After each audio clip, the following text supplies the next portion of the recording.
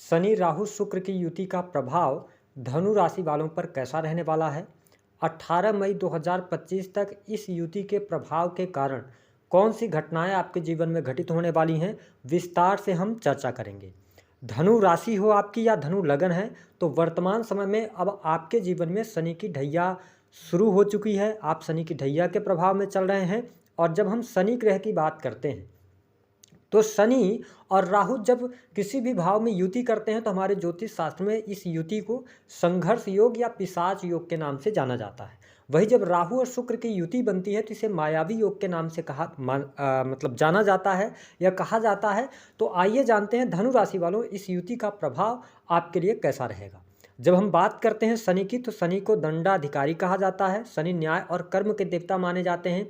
शनि शोक दुख कष्ट कर्म स्टेबिलिटी के ग्रह माने जाते हैं। वही जब राहु की हम बात करते हैं तो राहु को जुनून, आकस्मिक रूप से होने वाली घटनाएं, छल कपट धोखा, इंटरनेट, चलचित्र, चोरी, भय, शार्प माइंड, आईटी सेक्टर, इन सभी चीज़ों का भी कारकत्व तो राहु के पास होता है। तो वही शुक्र ग्रह दैत्य गुरु माने जाते हैं।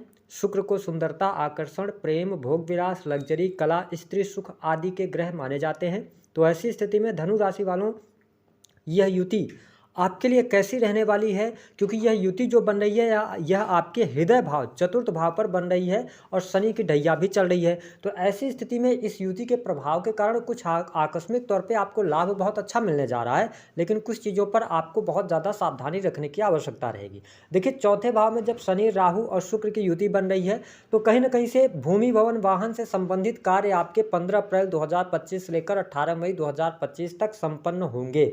यानी कि आपको स्पष्ट कर दें कि आप स्वयं धनु लग्न या धनु राशि वाले हैं, प्रॉपर ढंग से अगर आप प्लानिंग करते हैं या पहले से आपने विचार बना रखा था मकान लेने का, कोई भूमि परचेज करने का, तो यह समय अवधि आपके लिए अनुकूल साबित होगी। शुक्र चौथे भाव में जब उच्च के होकर गोचर कर रहे हैं, राहु के साथ में है, शनि के साथ में है, तो आप बना बनाया हुआ फ्लैट भी परचेज कर सकते हैं। सावधानी क्या रखनी है, क्योंकि धनु राशि वालों को जो हमने अपने से ऑब्जर्व किया हुआ है कि धनु राशि वाले बहुत ही जानवान होते हैं, मेहनती भी होते हैं आप, और बहुत ज़्यादा धर्म कर्म को मानने वाले लोग भी होते हैं। लेकिन प्रॉब्लम क्या है कि जब हृदय भाव पर दो दो पापक ग्रह एक साथ गोचर कर रहे हैं तो ऐसी स्थिति में कुछ थॉट प्रोसेस आपकी ऐसी रहेगी जो बहुत ज़्यादा आपको निगेटिविटी की तरफ लेके जाएगी। कहने का यह मतलब है कि आपके पास सुख सुविधा होगा, मकान वाहन का सुख आपको मिलेगा, लग्जरियस आइटम पर पैसा आप खर्च करेंगे, लेकिन जो आंतरिक तौर पे एक संतुष्टि होनी चाहिए, जो व्यक्ति आंतरिक मन से खुश रहता, उस खुशी की कमी आप महसूस करेंगे। आपको स्पष्ट कर दें कि समय अवधि के दौरान जब शनि की ढैया का आरंभ हो चुका है और शुरुआती समय अभी चल रहा है और मंगल आपके अष्टम भाव से गोचर करेंगे, तो इस समय अवधि के दौरान शनि राहु की युति जब बन रही है चौथे भाव में, तो आपको चोट चपेट दुर्घटना से बचना होगा। अपनी हेल्थ का ध्यान रखना पड़ेगा, क्योंकि हेल्थ में प्रॉब्लम आपको जरूर आने जा रही है। चौथे भाव में राहु शनि और शुक्र की युति के कारण देखिए यहाँ पर आप देखेंगे कि माँ की हेल्थ थोड़ा सा डिस्टर्ब हो सकती है, माता जी के साथ संबंध खराब हो सकते हैं। और अगर देखा जाए तो इस युति के कारण आपके जीवन में ना कुछ धोखे भी आपको मिलने जा रहे हैं। किस प्रकार के धोखे मिलेंगे? चौथा भाव आपके बचपन के मित्रों को शो करता है। तो धनु राशि वालों, इस समय अवधि के दौरान मित्रता से आपको धोखा मिल सकता है, मित्रों से धोखा मिल सकता है। पैसे के लेन देन, जमीन की खरीद फरोख्त, बहुत ज़्यादा आंख मूंद करके आप भरोसा नहीं कीजिएगा।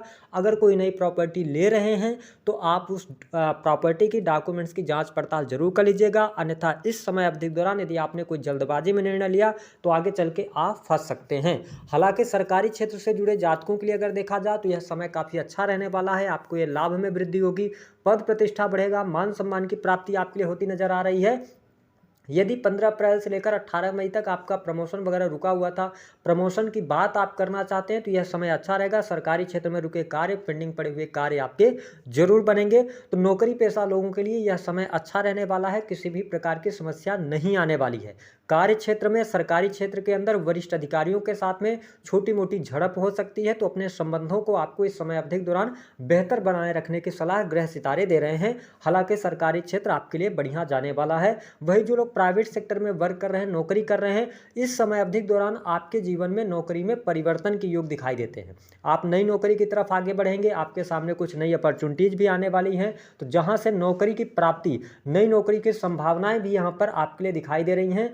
तो साथ ही नौकरी में यदि प्राइवेट सेक्टर के अंदर अगर आप बैंकिंग सेक्टर में हैं, ऐसा कोई फील्ड है जो कि फिनांस का सेक्टर है, कंसल्टेंसी का सेक्टर है, तो ऐसे सेक्टर्स में आपको लाभ मिलेगा। सेल्स, मीडिया, मार्केटिंग के किसी भी फील्ड में आप कार्यरत हैं तो कैरियर वाइज ठीक रहेंगी स्थितियां। हाँ, ऐसी स्थिति रहेगी कि जो आप सोचेंगे, थोड़ा सा आप जल्दबाजी करेंगे तो आपको लगेगा कि चीज़ें आपके अनुसार नहीं हो रही हैं, लेकिन देखिए चीज़ें होंगी। थोड़ा सा पेशेंस आपको बनाए रखना पड़ेगा। बाकी चीज़ें आपकी नौकरी के लिए भी अच्छी हैं और साथ ही आपके लिए गवर्नमेंट सेक्टर के लिए भी अच्छी रहने वाली। हाँ, जो लोग बिजनेस व्यापार के बारे में सोच रहे हैं या नए कार्य व्यवसाय की आप शुरुआत करना चाहते हैं तो इस समय अवधि के दौरान नए कार्य व्यवसाय की शुरुआत आप ना करें।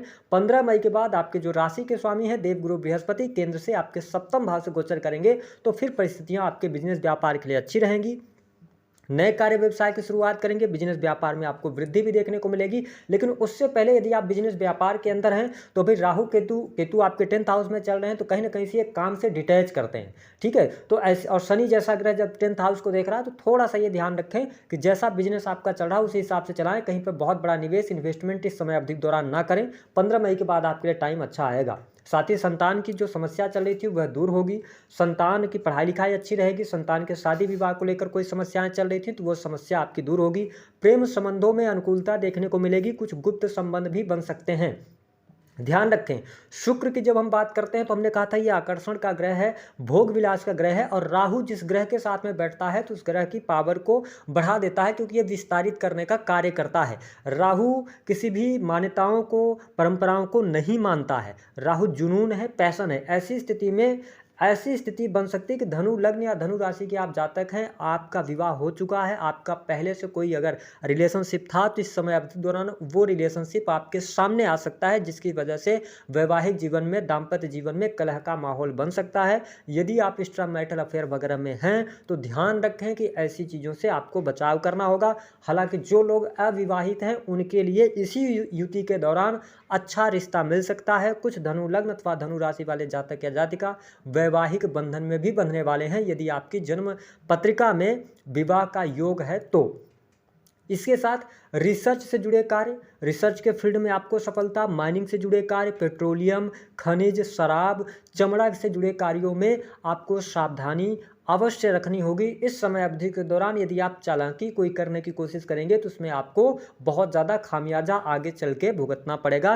कहने का ये मतलब है कि शनि 4th हाउस से गोचर कर रहे हैं, शनि की ढैया लग रही है। तो अब जो भी आपको निर्णय लेना है, जो भी डिसीजंस लेने हैं वो भविष्य के बारे में सोच विचार करके आगे बढ़ेंगे तो अच्छा रहेगा। इसके साथ में एक बात को और ध्यान आप दें कि यदि आप के बाई बर्थ शनि 4th भाव में विराजमान है, यानी कि आपकी कुंडली में ही 4th भाव में और 4th भाव से इनका ट्रांजिट हो रहा है, तो ध्यान रखें कि इस समय अवधि के दौरान आपके जीवन में अगर आप मकान वगैरह निर्माण कराने का कार्य आप सोच रहे हैं तो आप 42 ईयर्स क्रॉस कर चुके हैं तो आगे बढ़िए, नहीं तो अपने आप को रोक दीजिएगा क्योंकि यह घर आपको बहुत अच्छा नहीं सुख देने वाला होगा इस समय अवधि के दौरान। हाँ, सेहत की थोड़ी बहुत परेशानी, दुर्घटना होने के योग, माता पिता के सुखों में कमी आपको अवश्य देखना पड़ेगा। जीवन साथी के साथ दाम्पत्य जीवन में एडजस्ट करके चलना पड़ेगा इस समय अवधि के दौरान। हाँ, धनु लग्न या धनु राशि वालों चाहे आपके पास 2 व्हीलर हो, 4 व्हीलर हो, आप अपनी गाड़ी वाहन किसी को चलाने के लिए नहीं दीजिएगा इस समय अवधि के दौरान। अगर आप चलाने के लिए देते हैं तो वह वाहन दुर्घटनाग्रस्त हो सकता है, इस पर आपको ध्यान रखने की आवश्यकता रहेगी। पैसे की बात करें तो पैसा आएगा आपके पास में इस समय अवधि के दौरान। जितनी ज़्यादा आप हिम्मत दिखाएंगे, जितना ज़्यादा आप श्रम करेंगे उतना ही अच्छा पैसा आपके लिए आता हुआ नजर आएगा, पैसे आपको मिलेंगे। लेकिन हाँ, जो स्टूडेंट हैं, विद्यार्थी हैं, उनकी पढ़ाई लिखाई भी अच्छी रहने वाली है, पढ़ाई लिखाई से लाभ होगा। जो लोग विदेश में रह रहे हैं तो विदेशी भूमि से लाभ मिलेगा, इंपोर्ट एक्सपोर्ट के कार्यों से लाभ मिलेगा। लॉन्ग टर्म की इन्वेस्टमेंट करना चाहते हैं, एफडी वगैरह की तरफ बढ़ना चाहते हैं तो समय आपके लिए अनुकूल है। वही अगर हम बात करें तो इस समय अवधि के दौरान बैंक बैलेंस भी आपके लिए बढ़ता हुआ नजर आ रहा है। पारिवारिक जीवन आपका अच्छा रहेगा, परिवार के लोगों का सपोर्ट और सहयोग भी आपके लिए मिलेगा। हालांकि पारिवारिक जीवन में जो बीमारियों पर पैसा खर्च होना है वो अभी रहेगा, लेकिन उसके बाद यानी 15 मई के बाद चीज़ें आपके लिए अनुकूल हो जाएंगी। उपाय क्या करना है? देखिए, धनु लग्न और धनु राशि वालों के लिए मैं यही कहूंगा कि थोड़ा सा जब भी आप अपने जीवन में डिसीजन ले इस समय दौरान ना, तो अपने मनोस्थिति को आप चेक करें, आप अपने थॉट प्रोसेस को चेक करें, जो आपका माइंड कर रहा है उस पर विचार करें, जल्दबाजी में निर्णय ना लें। दूसरी बात ये रहेगी कि समय अवधि के दौरान आप हिम्मत न हारें। यदि मुश्किल दौर आपके जीवन में चल रहा है तो थोड़ा सा हिम्मत बनाए रखें। अगर आप हिम्मत बनाए रखेंगे तो राहु केतु के ट्रांजिट के बाद, जुपिटर के ट्रांजिट के बाद भले ही ढैया चल रही हो लेकिन आपको शुभता अवश्य देखने को मिलेगी। अगर आपके मन में ऐसा ख्याल आता है कि आप अपनी पैतृक संपत्ति दान करना चाहते हैं या कुछ संपत्ति है जो दूसरों लोगों को देना चाहते हैं, ऐसे ख्यालों से आपको बचना है तो आपके लिए ज़्यादा चीज़ें ठीक रहेंगी। शराब के सेवन से बचें, नॉनवेज के सेवन से बचें तो आपके लिए अच्छा रहेगा, अन्यथा किडनी में कोई ना कोई प्रॉब्लम आपको दिखाई देती है, ढैया लग चुकी है। शनिदेव के मंत्रों का जप कीजिए, शनि की ढैया चलिए तो हनुमान जी की उपासना कीजिए, हनुमान चालीसा का पाठ करते रहिए तो आपको अच्छे रिजल्ट्स देखने को मिलेंगे। दी गई जानकारी पसंद आए तो वीडियो को लाइक करें, चैनल को सब्सक्राइब करें। हाँ, एक बात और, अगर आप यहाँ तक वीडियो देख रहे हैं, अगर आपको ना हेल्थ में कोई प्रॉब्लम आती है इस समय अवधि के दौरान, तो आप होम्योपैथिक दवाओं की तरफ जाएंगे तो आप